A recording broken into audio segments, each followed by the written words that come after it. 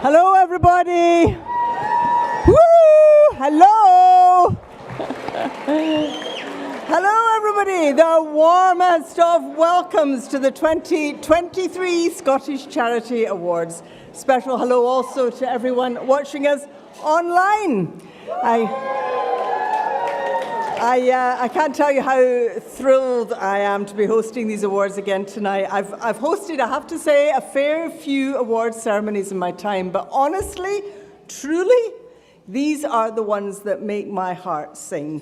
I love meeting you all. I love hearing about the terrific things you've done as charities, the ideas and the energy and the commitment you've brought across a vast field of social endeavour to enhance the life of others. I also love seeing the way you celebrate, so hope you won't let me down tonight. Excellent. The Scottish Charity Awards recognise the best that Scotland's voluntary sector has to offer. This year, the judges had to choose between hundreds and hundreds of entries, as Andrew Burns was saying earlier, to select the 32 fabulous finalists we'll have the pleasure of hearing about tonight. Every one of them a great reminder of the tenacity and the dedication that people in Scotland's voluntary sector demonstrate day in, day out. So, to the ceremony, you've waited long enough. Remember that, as always, we're using the hashtag #ScotCharityAwards, so please go ahead and tweet manically. We want photos galore of you celebrating. We want to go viral with jubilation. So off you go. First up is Campaign of the Year. It's sponsored by SGN. Now, campaigning is very much at the heart of the voluntary sector's work, raising important issues that reflect the values of the sector. Our first category tonight highlights organisations who've raised crucial awareness and funds to transform attitudes and outcomes within the communities they support. We've got 4 finalists in this category, and we're going to hear more about them before we reveal who the winner is. Our first finalist in this category is Brain Health Scotland, with their schools programme, My Amazing Brain. To reduce future incidents of dementia in Scotland, this forward-thinking campaign has encouraged thousands of children to keep their brains healthy. Co-designed with parents, teachers, and people with lived experience of dementia, the campaign's free resources have now reached and empowered 10,000 children, helping them to learn how to keep their brains healthy for life. Our next finalist is Phoenix, whose campaign addressed the stigmatised issue of suicide amongst men within the Polish community in Scotland. Shed Your Armour, Show the Scars challenge deeply ingrained stereotypes around mental health, encouraging men from a hard-to-reach ethnic minority community to seek support. Led by community ambassadors with lived experience, the campaign engaged with over 20,000 people, making important strides in reducing mental health stigma. Next up, we have Glasgow Children's Hospital Charities' Christmas fundraising campaign, Jack's Wee Snowman with the Big Heart. 6-year-old Jack, who has been waiting 2 years for a heart transplant, designed a Christmas bauble, which the charity's volunteers handmade for supporters to buy. This unique and heartwarming festive campaign reached over 100,000 people organically on social media, raising awareness of organ donation, and raised £23,000 to fund crucial support services for hospital families like Jack's. And finally, we have the Western Isles Violence Against Women Partnership with SaferOuterHebrides.com. The development of this new online platform has played an important part in the reduction and prevention of incidents of gender-based violence in the Outer Hebrides. By providing an up-to-date directory of helplines, information and organisations, those at risk of abuse can now easily find and quickly access crucial support services when they need them most. So there we are.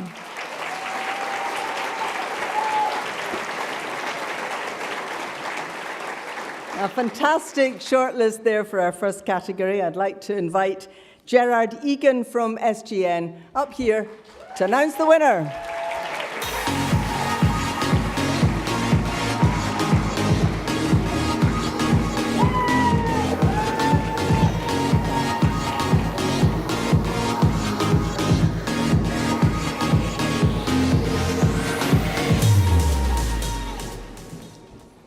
Good evening.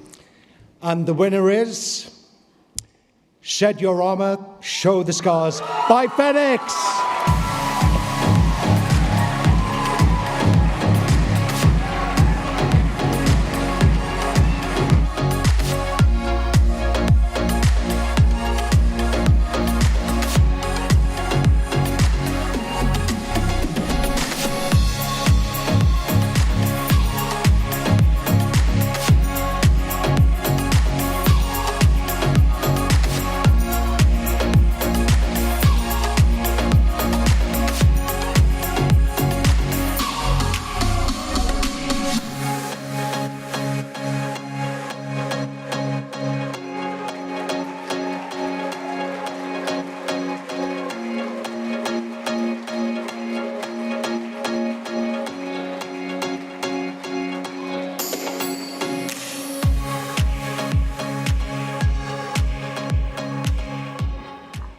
Now, are you Magda? I'm Magda. Excellent. Well, congratulations, Magda. That was a very happy table you've got over there, I can see. Incredible team. Tell us a bit about your campaign, Magda. How big is the problem that you were addressing here? So I have to say it was the final bit of our work that we've been developing for the last 7 years. It started with one conversation about suicide within the Polish community, and we researched the issue, and we also tried to highlight the massive problems people have and how invisible they are as well. So Polish men have huge problems accessing support in Scotland, and partially because we brought some problems from where we are from. And the campaign was kind of final element of the research we've done before. Yeah, it's so interesting because shedding your armour and showing your scars is hard for maybe everybody, but harder in some cultures than others, perhaps, for men. Definitely, and I have to say the campaign was created by our community ambassadors.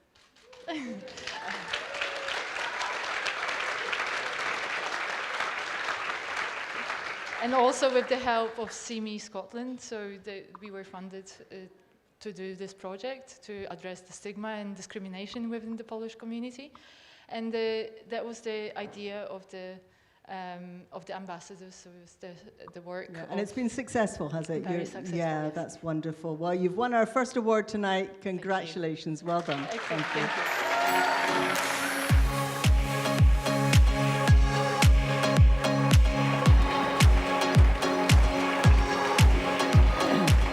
Very well done to everyone at Phoenix. Now, before we move on to the next category, let me tell you that the judging panel would like to highly commend my amazing Brain Schools programme from Brain Health Scotland.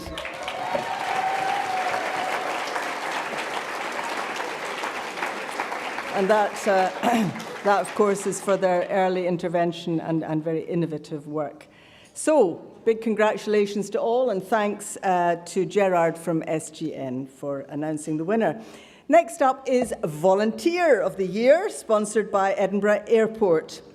Volunteers, of course, are the beating heart of Scotland's voluntary organisations, and tonight's finalists are absolutely no exception. All three on our shortlist have gone the extra mile, demonstrating outstanding dedication to their causes. The judges were hugely inspired by their stories, so let's hear them now.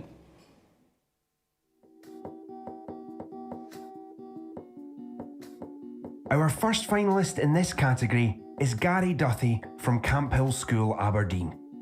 Nicknamed the Alpaca Whisperer, Gary has volunteered for over 5 years, transforming the school's alpaca therapy programme.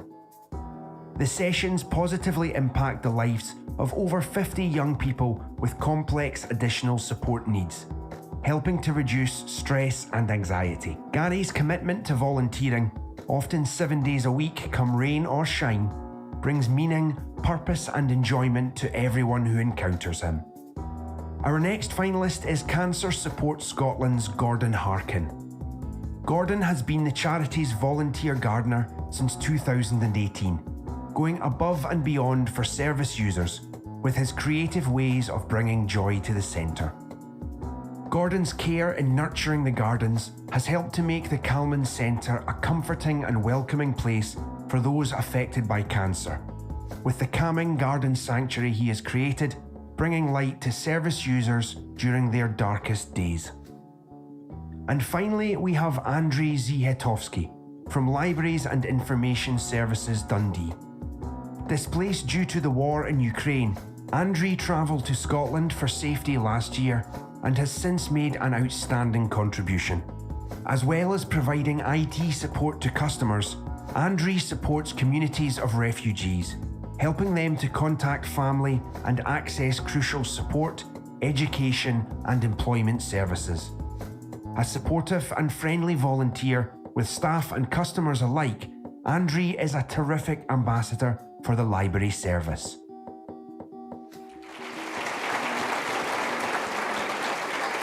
Can I invite Gordon Robertson from Edinburgh Airport to announce the winner?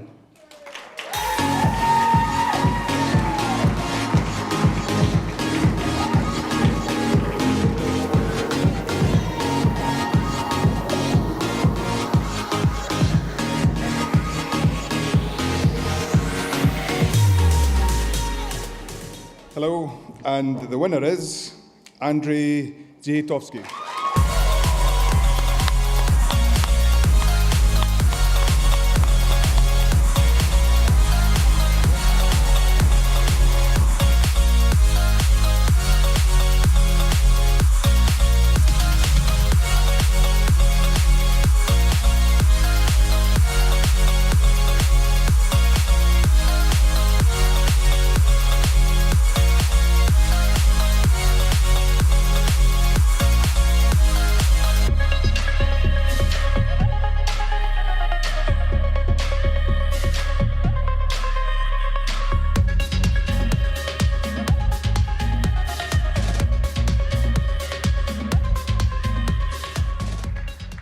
Congratulations, Andriy. Thank you very much. It's so exciting.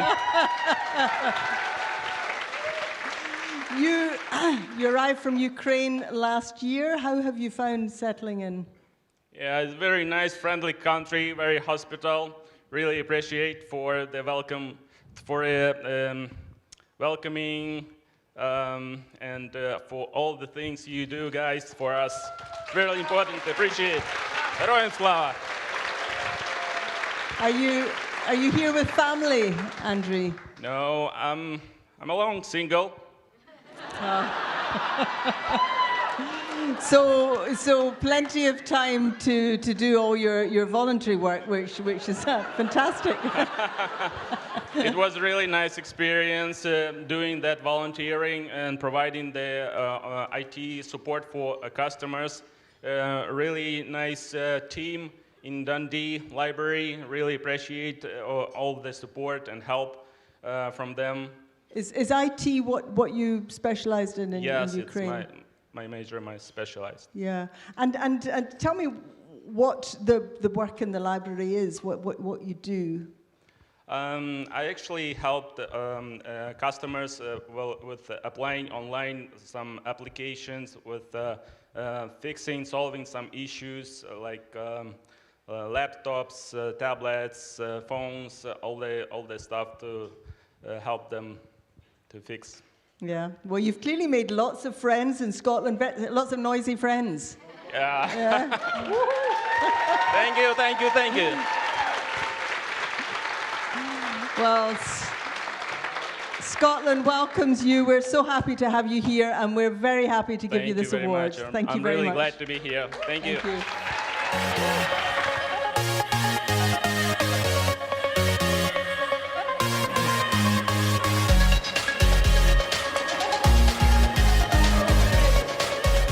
And thank you not just to Andrew, but to every volunteer on the shortlist tonight. You are all terrific.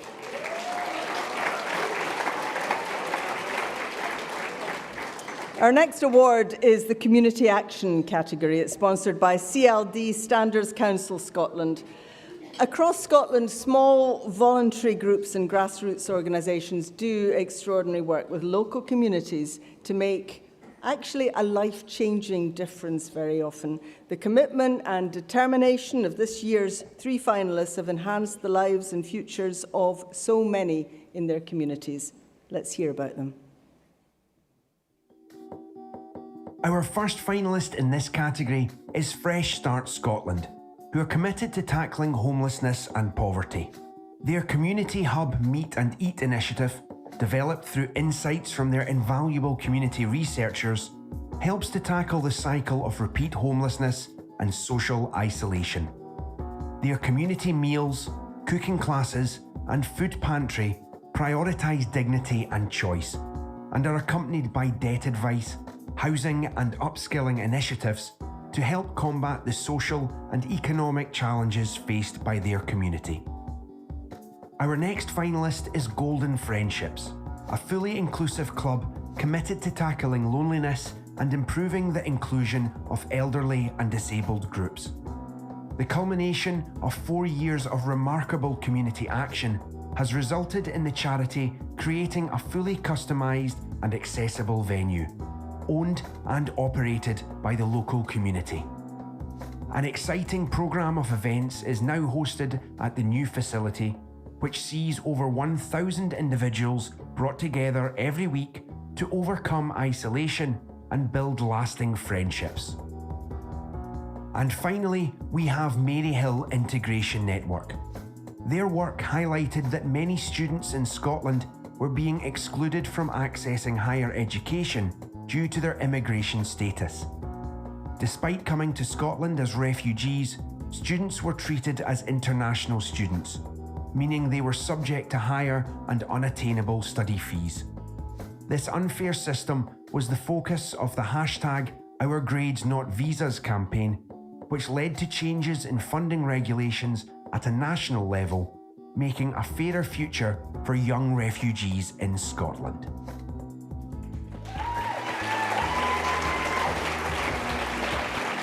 Well, some great projects there. Can I invite Marion Allison from CLD Standards Council Scotland to announce the winner?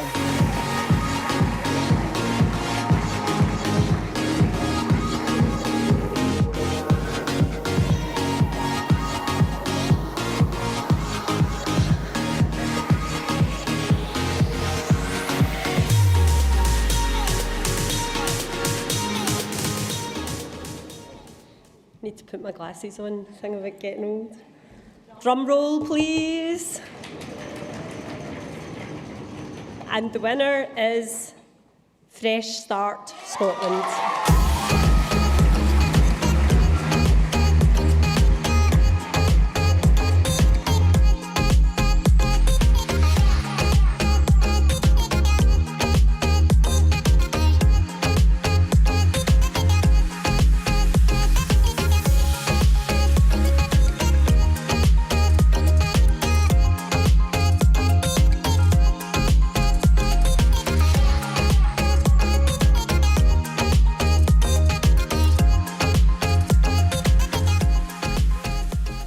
Well done. It's Biddy. It is indeed, yes. Congratulations. Thank you so Tell much. us about the Community Hub Meet and Eat initiative. What does it involve? So so our community hub came about when our service users said to us, you need to help us feel at home in our community.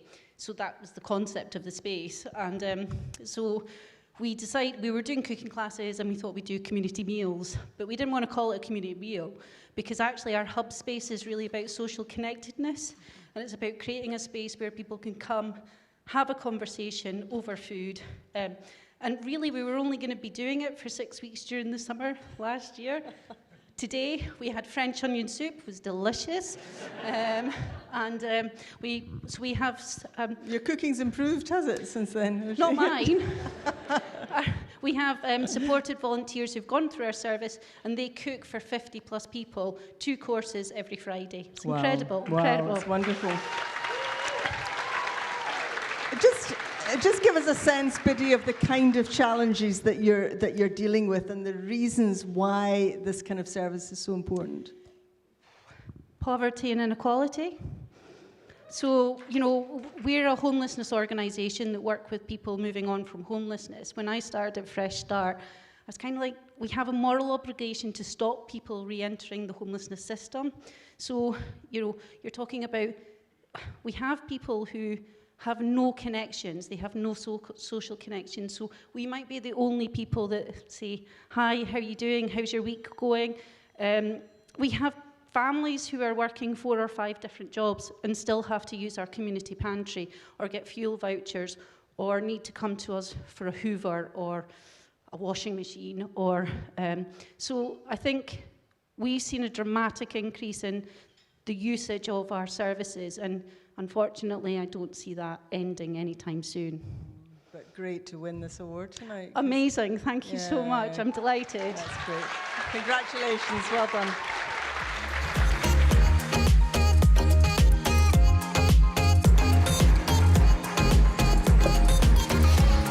Thanks so much.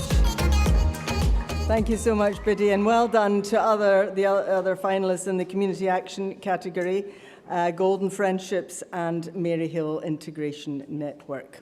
I should say that the judging panel found this category particularly difficult to choose a winner from, with such a lot of brilliant initiatives. I'm looking at the table in front of me here because I see little signs of disappointment, but you must know how wonderful it is that you're here tonight, because you are the greatest.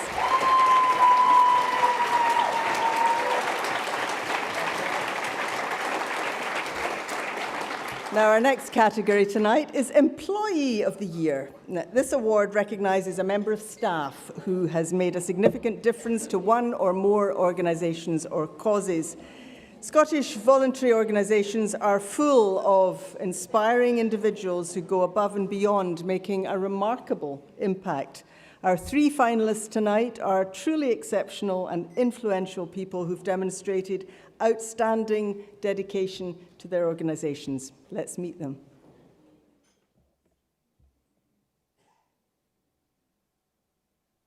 Our first finalist is Paul Sheeran from Beatson Cancer Charity. After receiving the all-clear following a devastating testicular cancer diagnosis, Paul joined Beatson Cancer Charity to support people like him affected by cancer. Since joining, he has driven the development and expansion of the charity's befriending service, supporting vulnerable and anxious patients. Paul's dedication knows no bounds, having raised over £100,000 for the charity outside of work, and his compassion for others shines through in his natural affinity with patients and volunteers alike. Our next finalist is Charlie Levy from Children's Hospices across Scotland. Charlie is a natural leader with a passion for EDI, equality, diversity and inclusion. Driven by a strong desire to create a sense of belonging for all at Chas, Charlie has used his own experiences of being transgender to educate colleagues and has spearheaded numerous new EDI initiatives. At 26 years old, Charlie has led real cultural change at Chas, bringing pace, momentum and energy to the charity's EDI agenda. And finally, we have man on Inverclyde's Peter Canavale. Peter is one of the charity's valued well-being workers who has used his own adversity and lived experience to inspire others and prevent suicides in the community. Through his delivery of the organisation's school wellbeing plan, he has been a lifeline for the young people of Inverclyde. With an outstanding ability to connect with those in despair, Peter has an inspiring way of bringing a smile to people on their darkest days.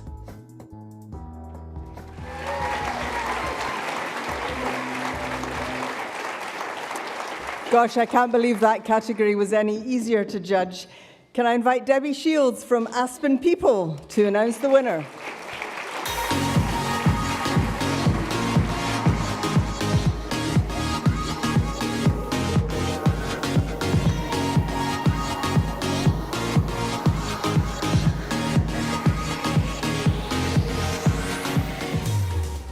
Good evening, everyone. I know it wasn't any easier to judge that than anything else at all. And the exciting part, the winner is Paul Sheeran from Petersfield Cancer Charity.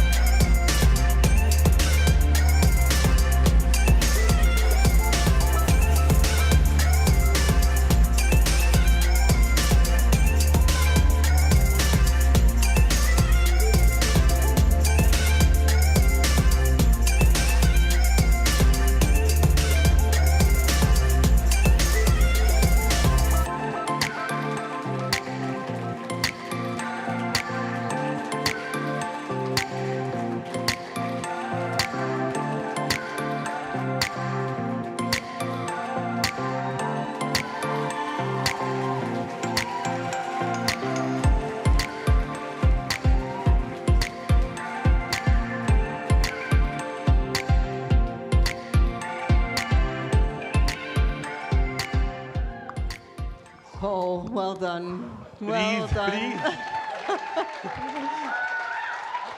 Paul, it was your own cancer that got you started in this, and what gave you a sense of what it was like for others, and you wanted to help? Just the help I received personally, me and my family at the Beatson, just wanted to get me involved with the charity, and I'm so lucky to be working at such an amazing place. And what is it that you received and that you now try and give to others? Just the care, the support, everything that goes with a cancer diagnosis. It's the scariest time for anyone to get a diagnosis, and just being there to help and support in any way we can. It's a sort of personal one-to-one thing that... Absolutely. I mean, the befriending service that started during lockdown was because people were isolated and we wanted to support them. Everything stopped at the hospital because of COVID, and we had to think on our feet, and we thought of a telephone service, and it's just went from strength to strength. That's amazing. And it's not just a job for you, you actually go fundraising as well? I felt as if I was walking a kilt walk there when I was walking to the stage. Is that right? When I was well enough, after my own diagnosis, I started doing a bit of fundraising just to give back to the charity. Last Friday, funnily enough, I celebrated being 10 years clear, and so had a big shindig. Had a big party at the Crown Plaza in Glasgow, and it took my total to over 130,000. So delighted.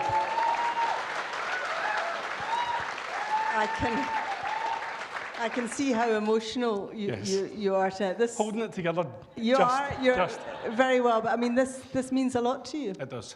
It does. It's more than a job. It's just to give back to people that help me and help others is what I want to do. Well, I worked in retail for too long. Worked in retail for 17 years. This is a total change, and this is. I found my feet with this one. Yeah. Well, fantastic work. Fantastic work. Thank you very much, Paul. Thank you. Thank you.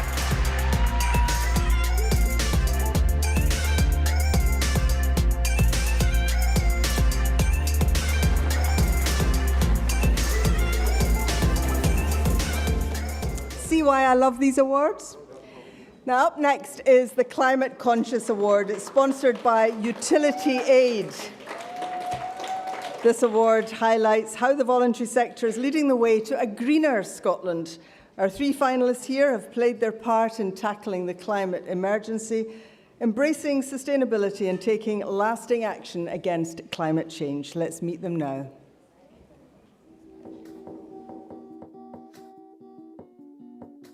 Our first finalist in this category is Climate Action Straven's 3C bus service. Following a strong demand in the community for sustainable transport links to Glasgow, Climate Action Straven took on the unique and almighty challenge of leasing a community-owned 53-seater coach and becoming a commercial bus operator. The 3C bus service quickly became a popular and practical form of community climate action, benefiting thousands of locals and tackling climate change with 69 tonnes of CO2 emissions saved in the first 5 months of operating alone. Our next finalist is Edinburgh Science with Edinburgh Science Climate. Edinburgh Science takes an innovative approach to addressing the climate emergency through science communication, education and engagement. Not only has the organisation taken steps to reduce its own carbon emissions, but it has also provided free and accessible resources like the Net Zero Toolkit to encourage other businesses and charities to do the same. Sustainability sits at the heart of all of Edinburgh Science's activities, with ambitious plans to reach net zero by 2040. And finally, we have YouthLink Scotland with Scotland's Young People's Forest, which aims to create the first forest in Scotland that's co-designed, led and governed by young people. At the heart of this collaborative and innovative project are young people with a passion for and commitment to nature, and a message that the natural world is important to them. Through the creation and regeneration of native Scottish forests, the project will educate and empower young people, helping them to become leaders in climate social action.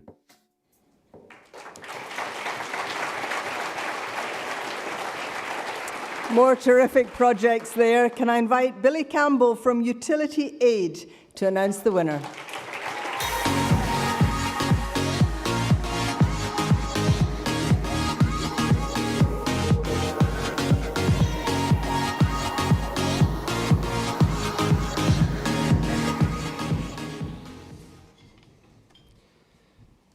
And the winner is Climate Action Strathaven.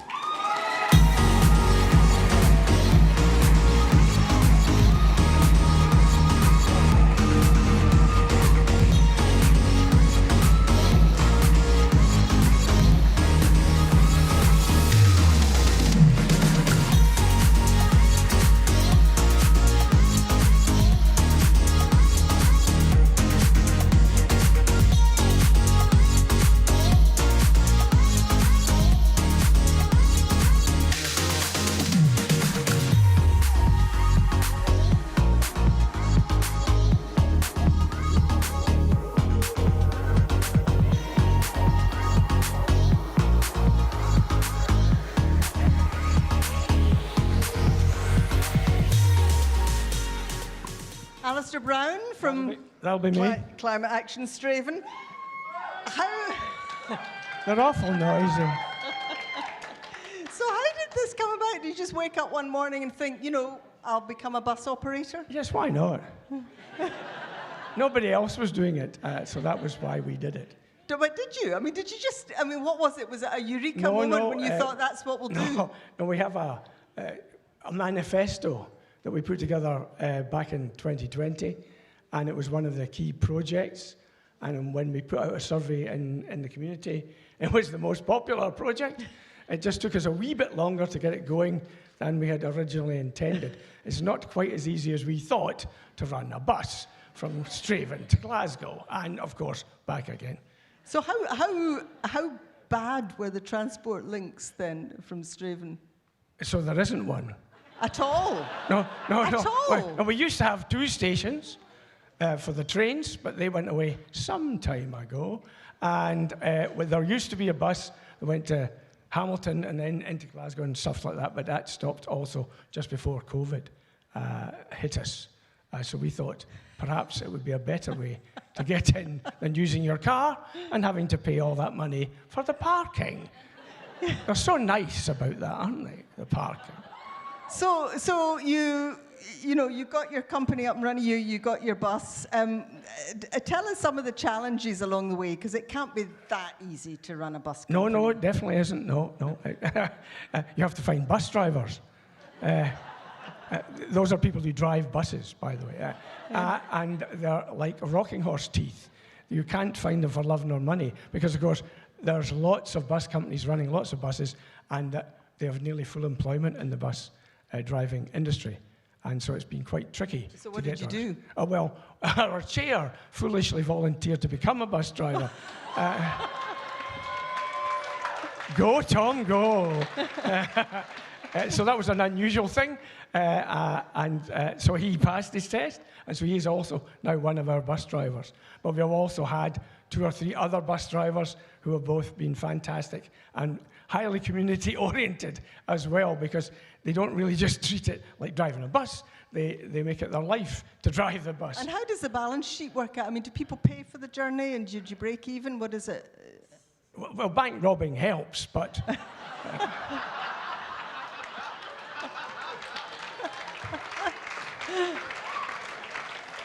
There's only one bank in Straven now.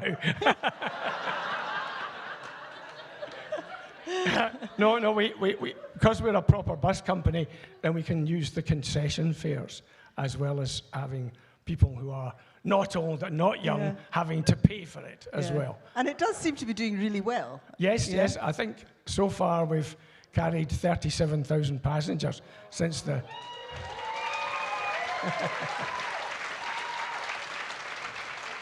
since the 10th of October. So we're just keeping at it now, really. Yeah, and have you got any plans to extend your empire? I'm sorry, I can't reveal that at this time. So you do? No, I didn't say that. I think you did. No, I didn't. I definitely didn't, did I? So where are you expanding to? Well, just wherever we need to go, really.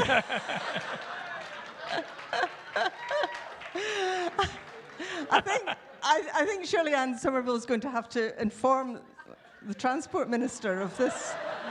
Yes. If they'd like to come and learn how to do it, we'd be delighted to tell them.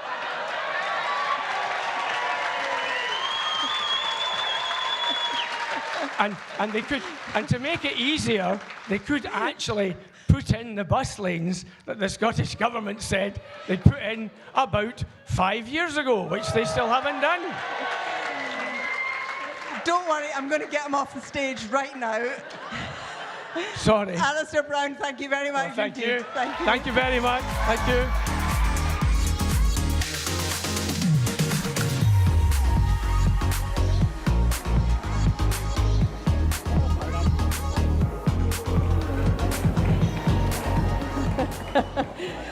Very well done. Right, next we come to the pioneering project. Silence, Straven, please. This award features organisations that have taken an innovative approach towards their project, showing great examples of creativity and partnership working to transform the lives of those in the communities they support. Let's hear more now about the 5 finalists and the difference that they've been making.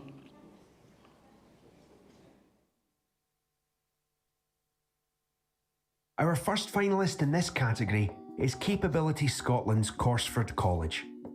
Capability Scotland believes in creating an inclusive Scotland where everyone can fulfil their potential.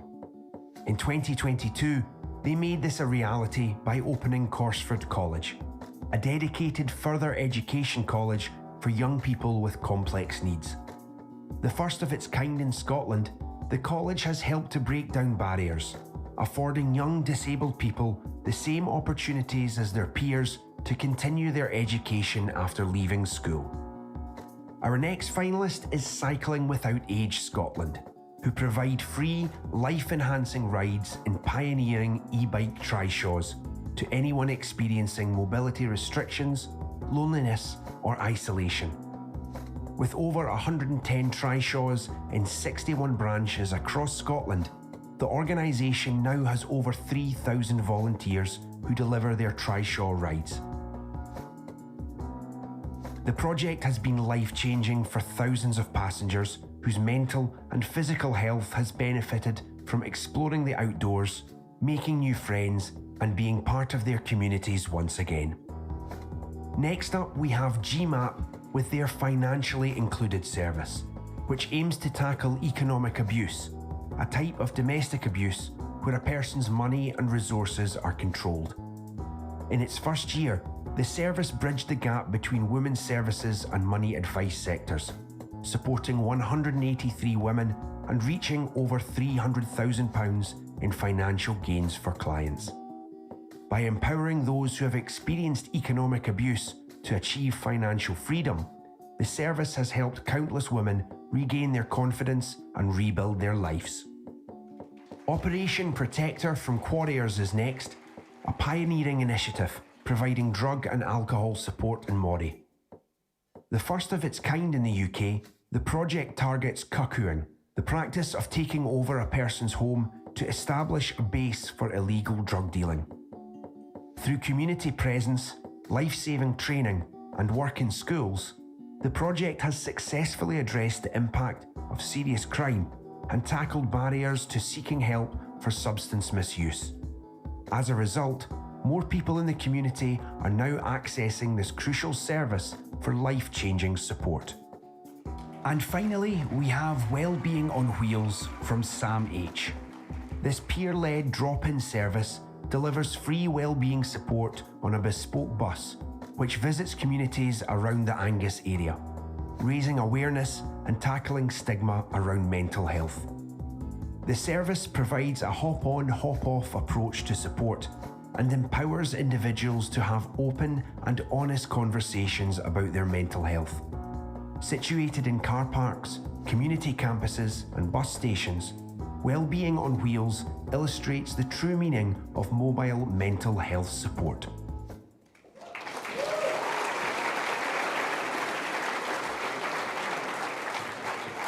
Can I invite Andrew Burns from SCVO back onto the stage to announce the winner?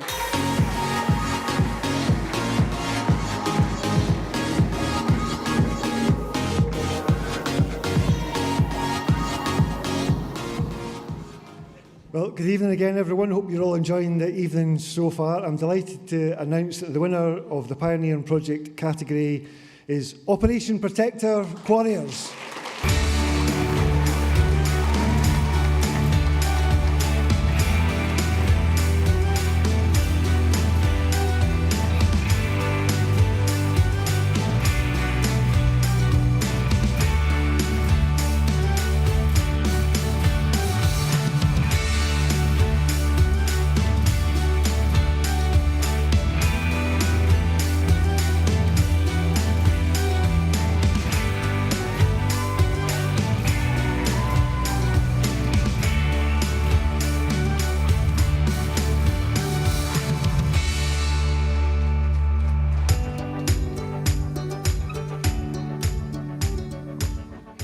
Justin. Yes. It's Justin. What an interesting project, Justin. Tell us more about cuckooing. What is that exactly? So cuckooing is when drug dealers target vulnerable people within the community to take over their houses as a base to supply drugs to substance users.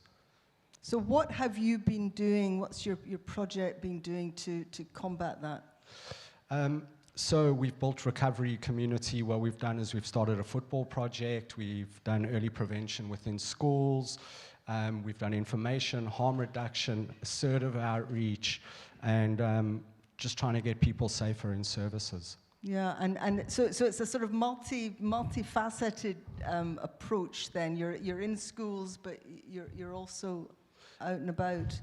In the community, field working in partnership with Police Scotland, who've been an incredible support, which is kind of not a marriage made in heaven when you've got substance users and police, but we've taken an outside-the-box approach to supporting people who are at high risk and who've been through massive amounts of trauma. Yeah, and what makes you and made you so passionate, so determined to do something about this? Lived experience. I'm a recovering addict myself who's been clean for over 12 years. And I And I think we had a passion to support people in a kind, empathetic way. We know that there's a huge substance use issue in Scotland, high drug overdose rates, and we really wanted to do something about it. And together in partnership with Police Scotland, Housing Advocacy, and obviously our awesome organisation, Quarriers, we decided to take a passionate approach to this. And I think that passionate comes from lived experience and people who've been through that trauma, helping other people. And you are seeing results, you're seeing lives changed and people rescued. Yeah, we have ongoing football projects. We're doing every school in Murray. We do lived experience talks, early prevention. We've knock on hundreds of doors if I look on a quarterly basis. We're seeing people come into service as a result. We're building rapport, relationships.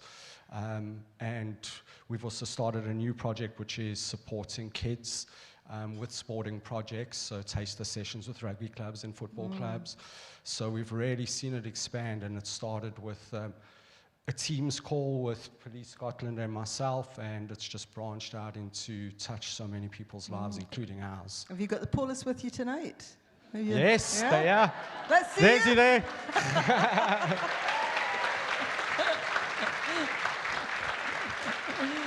Had to bring him along. Yeah, absolutely. So it's fantastic. And it must be a real morale booster for the whole team to get an award like this.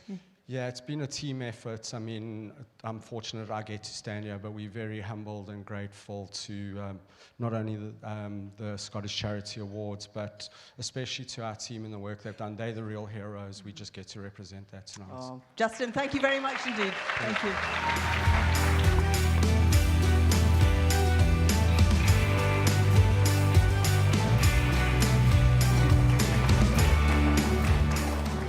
And before we move on to the next category, the judging panel would like to give a highly commended award to GMAP Financially Included for their brilliant initiative. And congratulations to all the other finalists in the Pioneering Project category as well. Every one of them really, really important. Up next, we have the Trustee of the Year category, sponsored by Investec. Sorry, as a trustee myself, I always take particular pleasure in seeing what great practice is out there on hard-working charity boards. Over the past year, trustees everywhere have had to adapt to an excited table over there. I've had to adapt to new challenges as the cost of living has worsened. The Trustee of the Year award recognises a trustee who's worked tirelessly to make a significant difference to one or more organisations or causes. 4 trustees from a wide range of organisations right across Scotland have been shortlisted in this category. Here they are.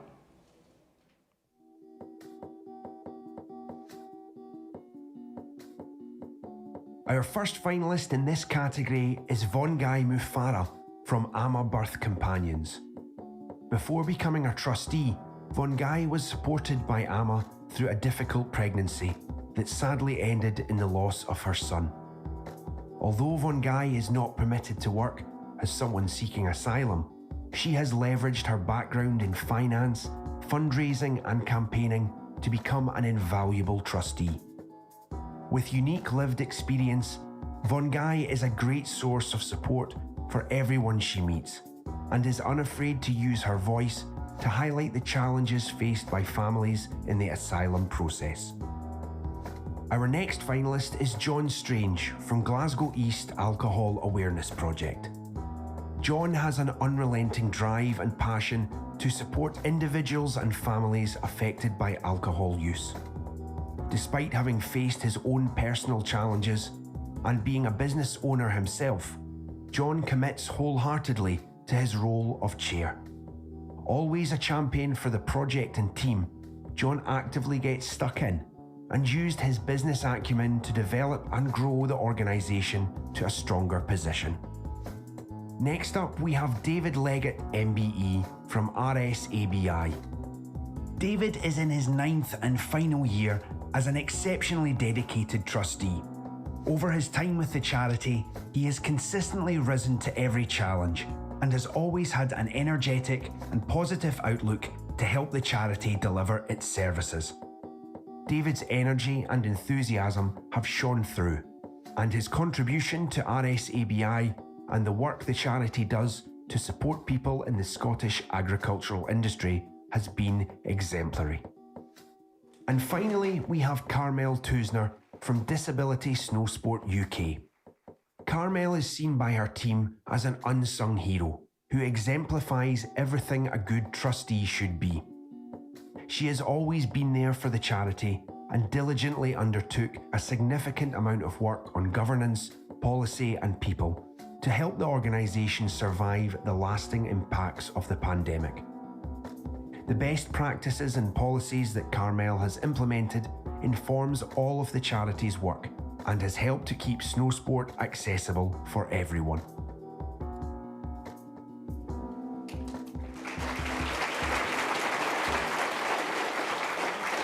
Wonderful finalists. Can I invite Nick Landsey from Investec to announce the winner?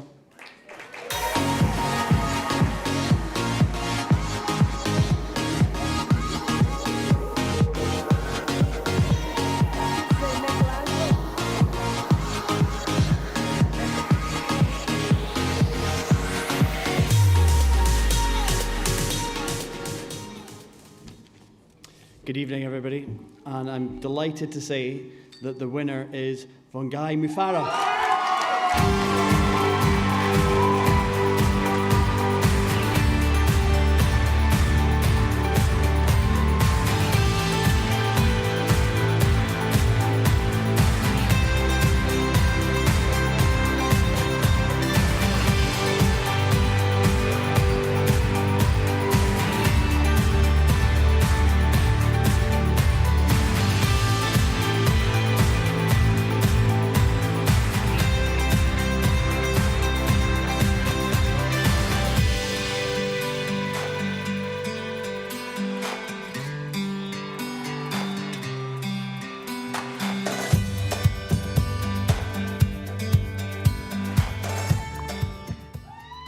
Vongai, congratulations. Thank you so much. Are you surprised? I am. Yeah, wonderful. How long have you been in Scotland? 5 years. Mm-hmm. I came to Scotland December 2017. From Zimbabwe. Yeah. And we got here exactly on Christmas Day. Wow. Yeah. And you've been clearly you've been putting your skills to good use since you got here.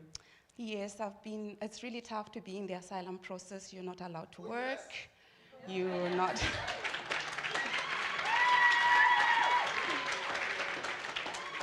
Yeah, you're not allowed to work, so half the time you find yourself, you don't find purpose at all. You'll be at home and you're not doing anything, but the voluntary sector has helped me to sort of find purpose. So I've been volunteering with quite a number of organizations.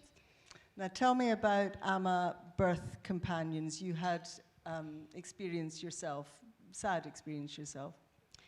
Yes, 2020 I was pregnant with twins, and at 17 weeks I got to find out that one of my twins had a heart condition, and he passed on when he was 19 days old. And I don't have family here in Scotland. It was during COVID as well. We couldn't have friends over, but AMA came through for me. They supported me through the lows and through the pregnancy journey as well. And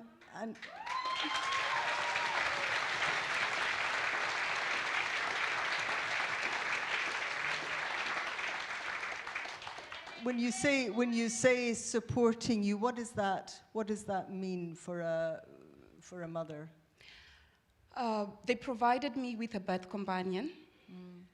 I've got, we were just myself and my two teenagers. And this, like I've said, it was during COVID, so I was pregnant and I've got two teenagers in the house. My pregnancy was a bit difficult, so they provided me with a birth companion. And they came through when I was 32 weeks pregnant, and it meant that they were going to assist me, taking me to my hospital appointments, and just supporting me. Sometimes when you're pregnant, you can't take everything that is coming through. Like I've said, mine was a bit of a difficult pregnancy with my other twin having a heart condition, so there was a lot happening, a roller coaster of emotions that was also in there. So they supported me and even came through with me when I went for my birth. So I had 2 birth companions who were supporting me.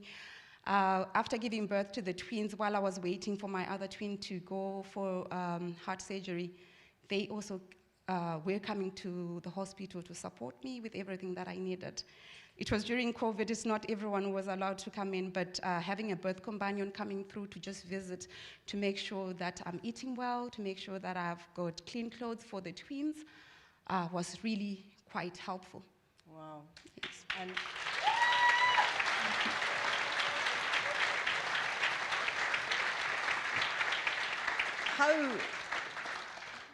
how and why did you decide to join them? Like I say, my twin passed on when he was 19 days old, and it meant that Amma had to stick around to support me with postnatal support. They also helped me with even the burial of my other twin. So I was so much drawn to the charity and with their services. Being an asylum seeker as well, Amma supports women that are giving birth alone, women that are in the marginalized group. So with lived experience, you understand how important it is to have an organization like ARMA being there for women who are giving birth alone. Yeah, and you're also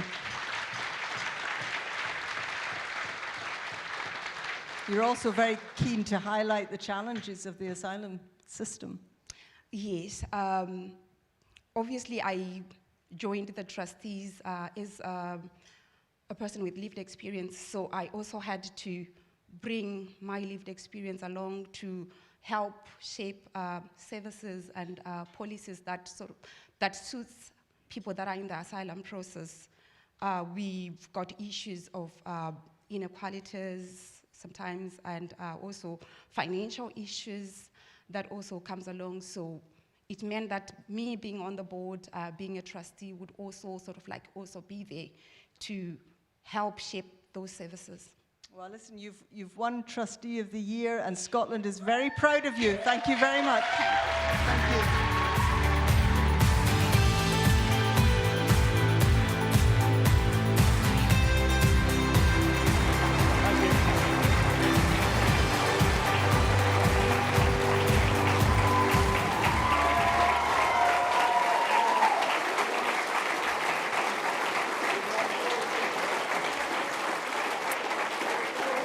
Congratulations again to Vongai, and my thanks to Nick Lanzo from Investigate. I think I got your name wrong the first time. Thank you very much indeed. The judging panel were really impressed with all the finalists in the category, and they would like to make a high commendation. They'd like to commend Carmel Tusner from Disability Snow Sport UK. And the judges also wish to share a special mention of our other 2 finalists, John and David, for all the tremendous work they do. Give them all a tremendous round of applause.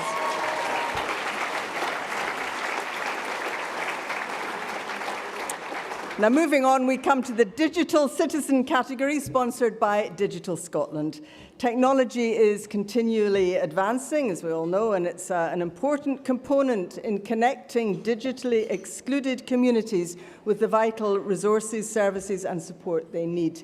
Tonight's 3 finalists have maximised their impact by identifying where their supporters face digital exclusion and providing life-changing tools and training to meet their digital needs. Before I reveal the winner, let's hear more about our finalists. Our first finalist in this category is North East Sensory Services, NES, whose mission is achieving independence for blind and deaf people. With many aspects of daily life now moving online, those living with sensory impairments, including sight and hearing loss, are often digitally excluded. Thanks to tailored digital training on accessible technology and digital devices by NES's ICT officers, service users of all ages now have the chance to improve their independence, economic security, and participation in society. Our next finalist is the Scottish Union of Supported Employment, who are committed to supporting disabled people into work. Despite recruitment today often being digital, many online platforms are not accessible, meaning that disabled job seekers face both attitudinal and digital barriers to employment. Thanks to the organisation's digital recruitment review, employers can become better educated on how to improve their recruitment process, which will help to level the playing field for disabled applicants and those with long-term health conditions. And finally, we have Simon Community Scotland. After identifying a lack of digital harm reduction resources, focusing specifically on the experiences of women, women were placed at the heart of this digital project to reduce drug deaths and harm. The charity worked with over 100 women with lived experience, giving them the space to feel safe, respected, and heard. This resulted in the development of a unique suite of crucial digital resources, including the By My Side app, which are helping to keep more women in Scotland safe.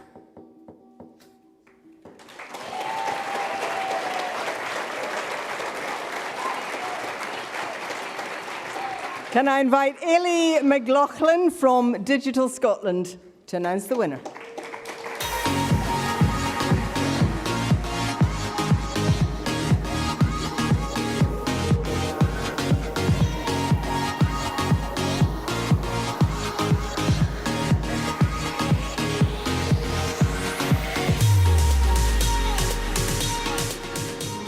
Good evening, everybody, and I'm very humbled to announce that the winner is Simon Community Scotland.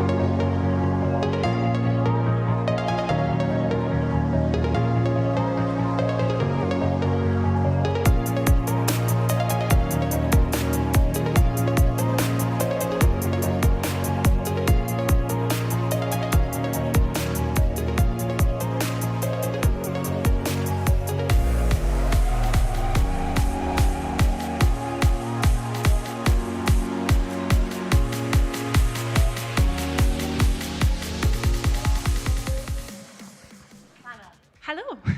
Hello there. First of all, why was it so important to focus on women? So I think that women have a lot of unique needs and challenges that often aren't addressed in service design and delivery. What was really important for us was we've seen a continuous rise in drug-related deaths in Scotland among women over the last couple of years, or continuous more than the last couple of years, and we really wanted to make sure that women's needs were represented as much as possible. We know that there are evidence-based harm reduction information and resources online for people who use substances, but often they don't cater to the needs of women. So for us, it was just really important to make sure that we had something that spoke to those needs. Tell me about the By My Side app. Tell me about that. Tell you about it. So it is a one-stop shop for harm reduction resources. It was designed for women and by women, and we had over 100 women, we worked with over 40 women on a community basis, but over 100 women contributed to the design of the app. We have a range of interactive features on the app, so a check on me function that carries out a wellbeing check. You can notify someone, a contact of your choice, when you're requiring a little bit of extra support. We've got a directory of resources and local services just to really make sure that women have easy access and digital access to resources when we know it can be so difficult to access services in person. We really wanted to try and look at a digital solution. And what sort of results in terms of the evaluations and so on, what are you seeing in terms of a difference made? So first and foremost, the biggest thing is making sure that women have devices, not only devices, but appropriate devices and devices with connectivity and unlimited connectivity to make sure that they can access everything online and not just a very small part of the internet. So first and foremost, ensuring that women have suitable devices and installing the By My Side app on their phone, making sure that they can connect with services, with their loved ones. They can use it for communication, but they can also access services online. They can access information that if they aren't going to go need a service, if they aren't going to access a service, and they can still keep themselves safe and well. Must be great to get this award. It really is. Yeah. I'm a wee bit nervous, sorry. No, you're not. I just... Yeah, no, it's a real privilege, and a huge shout out to all of the incredible women that we've worked with on this project. We really couldn't do it without them. The heart of this project has been our co-productive model. We've really kept women's voices at the centre. We've got some incredible women with us tonight. And yeah, just a huge shout out to them, and also to our funders, the Cora Foundation and SCVO and Digital Lifelines, all our staff, volunteers, our digital inclusion team. Yeah, it's been an honour to work on this project. Oh, fantastic work. Well done. Thank you very much. Hannah. Just really quickly wanted to dedicate this award to one of the women that we sadly lost, Charlene, just to dedicate this award to her. Thank you. Thank you very much. Thank you.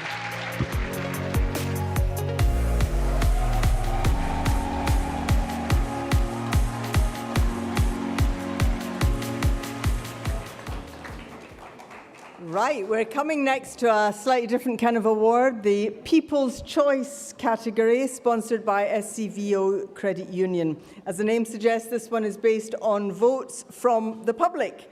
The People's Choice Award is designed to give you, your supporters, the voluntary sector and the public a chance to choose their winner. We've had a staggering 14,221 votes cast. That is huge, actually. The voting process actually went international, with people all over the world taking the time to choose their favourite finalists. So a huge thank you on behalf of SCVO to all those who voted. The support that you've shown the voluntary sector in Scotland is truly fantastic. I'm going to hand over now to Tom McVeigh from SCVO Credit Union to tell us how the vote went and who has emerged the winner. Tom.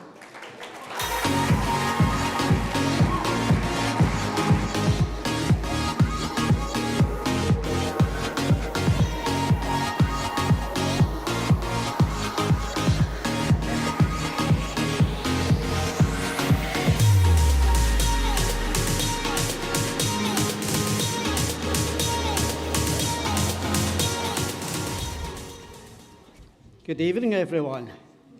And what a worthy winner. The winner is Jack's Wee Snowman with the Big Heart, Glasgow's Children's Hospitality.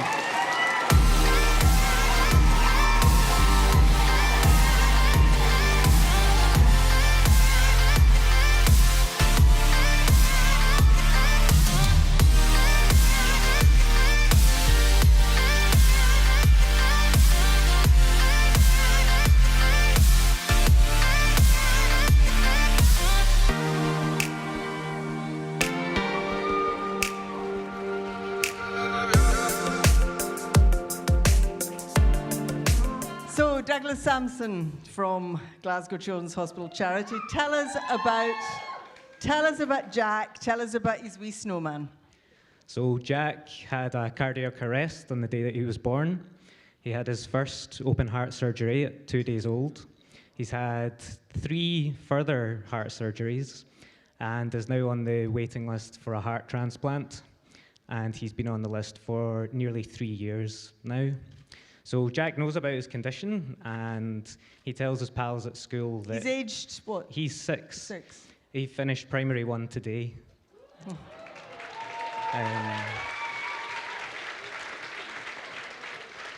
And this is what he made at Christmas. Yeah, so with Claire from the play team, who's with us tonight. Where are you, Claire? He, as part of the arts and crafts and play programme at the hospital to help distract children, which the charity funds and supports, Claire made this wee snowman with a big heart with Jack. Jack put a big heart in the middle because he's treated on the heart ward, obviously. Oh. And Gillian, who's one of our volunteers, made in the region of 1,000 of these by hand.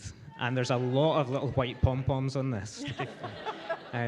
She worked tirelessly from October through December. Let's see you. Yeah.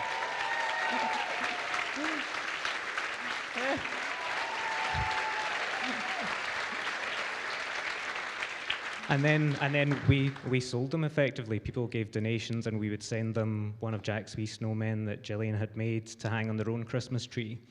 In the Style Mile parade in Glasgow at Christmas, Noel, who runs that, made a life-size version of Jack's bauble. So Jack got to turn on the Christmas lights in the hospital. He got to, he was unwell actually on the day of the parade, so he didn't get to see his life-size bauble. But we brought it to the hospital so that he could see it. And the point of it all is to raise awareness about organ donation. Yeah, so the purpose was twofold. We wanted to raise money, but we also wanted to raise awareness that there are children like Jack who are waiting for transplant. The only thing that will help Jack now is a transplant. He can't have any more surgery. He spent a lot of this year in the hospital, and he tells everybody about it. He tells people that he's waiting for a heart, but he's waiting for a very special one, so it takes a long time to make. So he's a very smart, lovely little boy. It was great that he got to go to finish primary 1 today. He uses a wheelchair now. And he's just brilliant. And the work that the charity does, the work that the play team do, the work that our charity impact team do at the hospital to transform Jack's time in hospital and his family's time in hospital is priceless. So to be able to raise funds for other boys and girls in the hospital, I know it would mean the world to Jack to be here, which is why I've brought his snowman with us. This is actually his, is it? Yeah, that was one of the ones that you'll need to give that back. Yeah, it's wonderful. A quick word about what else Glasgow Children's Charity does, hospital charity does. So we support children and families at every stage of their journey. It could be through the work of the play team, who do incredible work to distract and support children's mental health. Jack's been in and out of hospital all of his life. So through play and distraction, he doesn't fear coming into hospital. He knows he's in love with Claire. He knows he's going to have someone to play with. He knows that it's okay. We support families too, who, it could be financial support for families who face the costs of having a child in hospital. Children come for cardiology. Glasgow is a national centre, so if you're a child with a heart condition requiring surgery anywhere in Scotland, you'll come to Glasgow. And that can be expensive if you're spending months at a time living hundreds of miles from home. So we provide a lot of support with other charities as well. I know that Team Jack are here tonight, and there's a whole community around about the hospital. So we support the children, their families, the staff who do so much for them. Jack benefited from a scanner we funded a number of years ago, which was the first of its kind in Scotland. And that can be the difference between a surgeon knowing that there are 2 holes in a child's heart or 3, because a surgeon will tell you they don't like surprises. And if you have a really clear scan of that child's heart, which could be the size of your thumbnail, then you're better prepared and the surgery is more likely to have a positive outcome. So the charity funds the things that the people in the NHS maybe dream of but can't afford. So thanks to donors and fundraising, it's people running marathons or buying Jack's bauble and that kind of thing that raise the money. In fact, we had an anaesthetist who walked from sunrise to sunset on Wednesday of this week, from 4:30 in the morning to after 10 at night. So she walked 75 kilometres and raised about £6,500. And she hadn't trained for it because she's so busy saving children's lives. She just left her house at 4:30 and kept going until after 10. So started in Scotstoun, finished at Queensferry. And it's normal amazing. People doing extraordinary things that raises the money that allows us to fund these things. So what is... I'll give this back to you. What's Jack going to say when he discovers he's won? He's very modest, as Jack. I think he'll be really pleased to know that he's helped lots of other boys and girls in the hospital, that he's let people know that he's waiting for a new heart and that there's other children like him. I think he'll be chuffed, but he's quite understated. He was pleased to see, though, all of his classmates, they sent him pictures of their snowmen on their own Christmas trees, so he was chuffed with that, so I'm sure he'll be delighted. It's a wonderful story. Thank you very much, Douglas. Okay, thank you.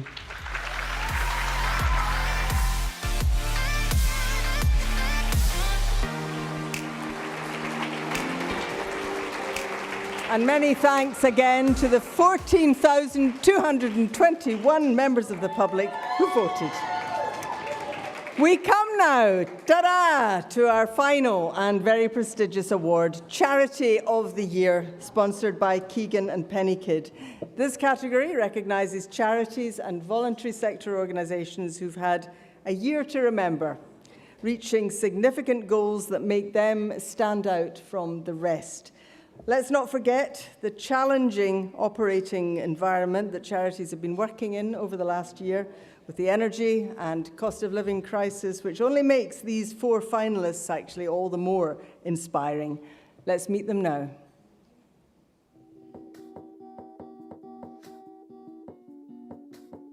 Our first finalist in this category is CFINE. Community Food Initiatives North East has had to quickly adapt to increased demand for their services due to the worsening cost of living crisis. The charity's support services not only deal with immediate issues such as hunger, but also tackle the root cause of poverty. Over the last year, CFINE has been critical in addressing rural poverty and isolation, with the charity providing the equivalent of 2 million meals and reaching over 600 people weekly with food aid and financial support. Our next finalist is Diversified, the first autistic youth-led charity in Scotland, which is designed and led by autistic young people under 18.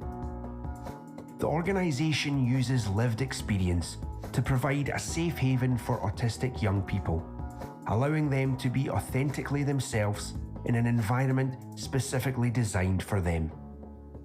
Set up by Katie when she was just 14, the charity has developed innovative services and facilities to provide neurodivergent young people with social, well-being and learning opportunities that wouldn't otherwise be available to them. Next, we have Maslow's Community, a small volunteer-led charity with a vast impact. The organisation aims to empower refugees, asylum seekers and those experiencing hardship to improve their financial and social situation. The past year has been particularly poignant for the charity, which saw them support more people than ever before, providing over 8,000 individuals with free clothing and household items, expanding their outreach services, and opening their own community hub in Govan to offer free community integrated services. And last but by no means least, we have Team Jack Foundation. Established in 2015 by inspirational teenager Jack Truman before he died, Team Jack provides support to children and young people with cancer and their families. Team Jack is the only children's cancer charity in Scotland that provides bespoke lifelong support through its therapeutic well-being, social and bereavement programmes, and aims to ease the journey for families with fun activities and support delivered within Jack's dens, homes, hospitals, schools and online.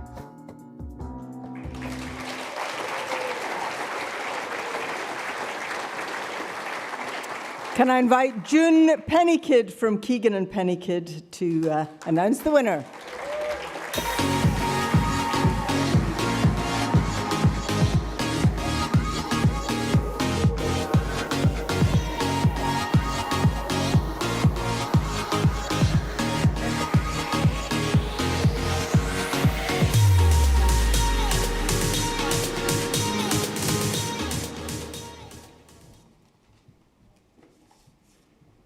And the winner of Charity of the Year is Diversified.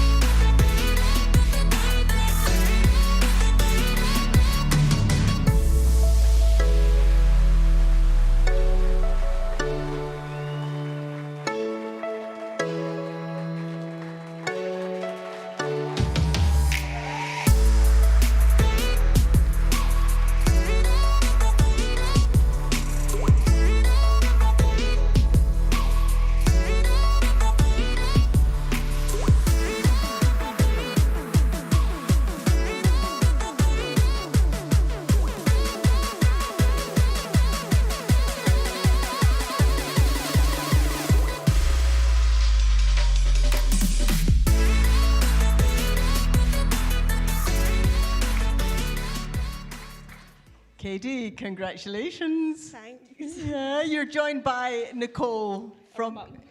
You're also... You're a mum? I'm her mum, yeah. Oh, well, congratulations as well.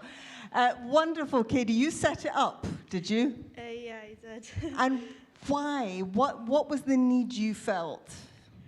Well, I had a lot of difficulties at school, not a lot of understanding, and I eventually had to leave. I had a very...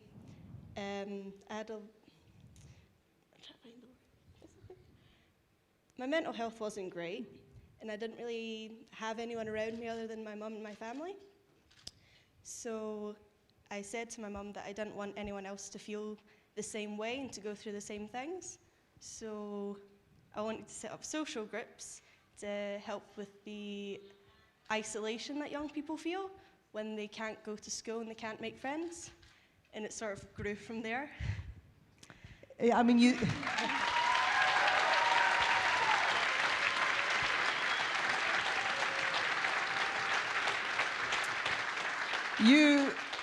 You provide a safe haven. What does a safe haven feel like for you? Somewhere that understands and accepts you for who you are, that there's no judgment.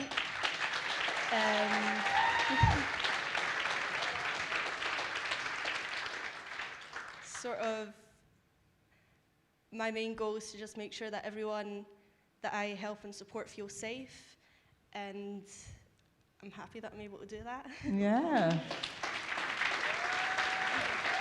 And it must be, I mean, it must be quite a lot of work, Katie. I mean, you make it sound as if, you know, it just kind of happened and it just kind of grew, but you know, you've clearly done a lot yourself to make this happen. I've had a lot of help from my mum, my family, and also volunteers and young people as well that we've supported who are now volunteering for us and being youth mentors and things like that, and yeah. If you could see the look on your mum's face, I've never seen anything so proud.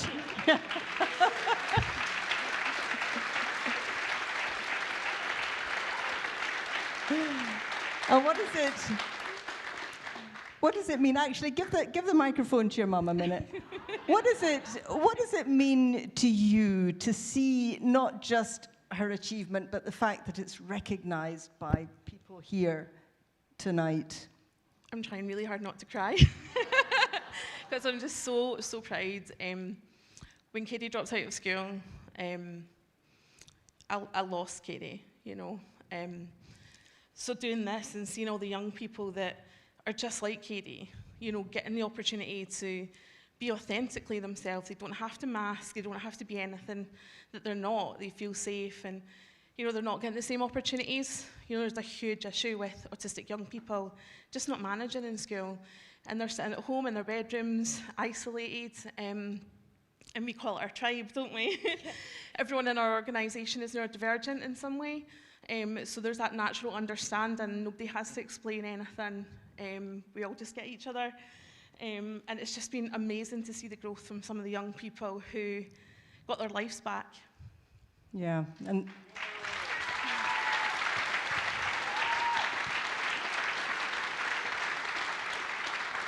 I'm just thinking, Katie, that actually the next step will be for you not to be needed and for this not to be needed, because this should be, we should all be able to be doing this, shouldn't we? Yeah. Well, you're terrific. And did you hear the Cabinet Secretary saying earlier she wanted to meet you guys? Have you done it? Have you had your meeting? We had a little talk at the table. Oh, that's great. Charity of the Year. Well done. Thank you very much.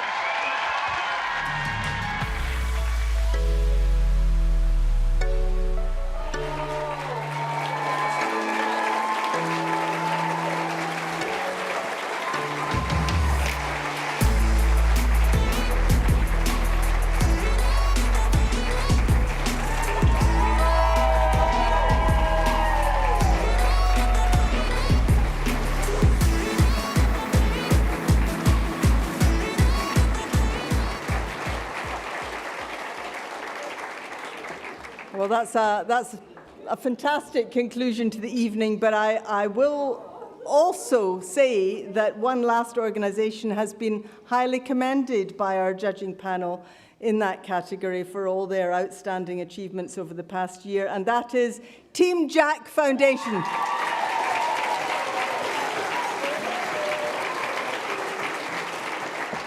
And thank you also to all the other finalists in that category tonight, any one of whom would have made a terrific winner. And my thanks also to June from Keegan and Pennykid.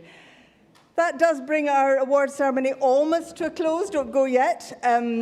But can I just emphasise again, I do keep saying it, but it bears endless repetition, actually, what an achievement it is to be a finalist in these awards at all. So when I say congratulations to everyone in the shortlist, I really do mean it.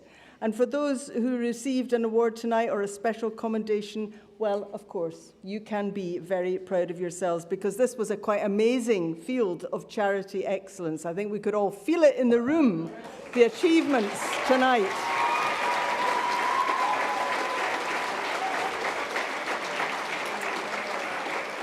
And to those of you who have won a certificate, don't forget to collect it here at the stage before you go away.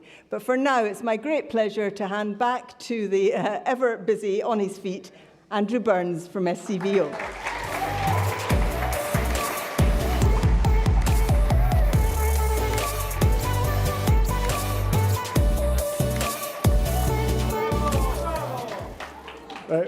Well, thanks very much, Sally. I'm very conscious I'm the person standing between you and enjoyment for the rest of the evening, so I promise I'll be brief. And I hope, like Sally, you've enjoyed the awards ceremony as much as I have this evening. What an absolutely inspirational set of finalists. I've been completely blown away by the quality of the finalists this year. Congratulations to them all. And as Sally has just said, every single one of you, all 32 of you in the room tonight, are winners in my eyes and our eyes. Congratulations. So in a moment, I'd like to invite all the award winners and the Cabinet Secretary to go to the atrium where we held the drinks reception. It's just out the main door here, just to the left, of my left here. Where the stand is for a final official photograph. And if I can just remind the winners to take their trophies with them, please. So if you could do that in a second, that would be great. But before that, just before I close the night, I hope you'll agree with me, it's worth just saying a few quick thank yous. First, I'd like to say a massive thank you to Sally Magnuson, our host. Thank you, Sally.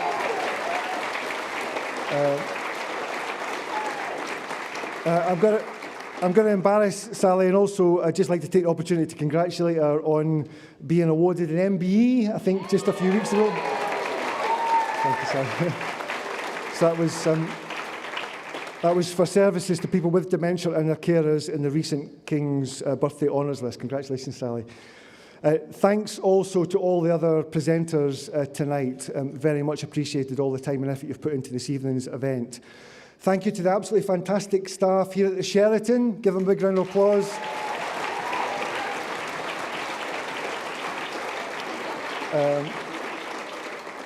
Obviously, I would say this, wouldn't I? But I hope you'd agree. Huge thanks to all the SCVO staff team.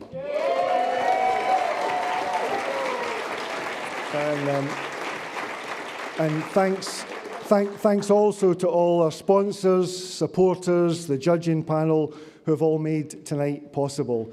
And of course, thanks to each and every person who joined us tonight, all of you, and have made it such a memorable and enjoyable event. Congratulations again to all our winners and to all our finalists.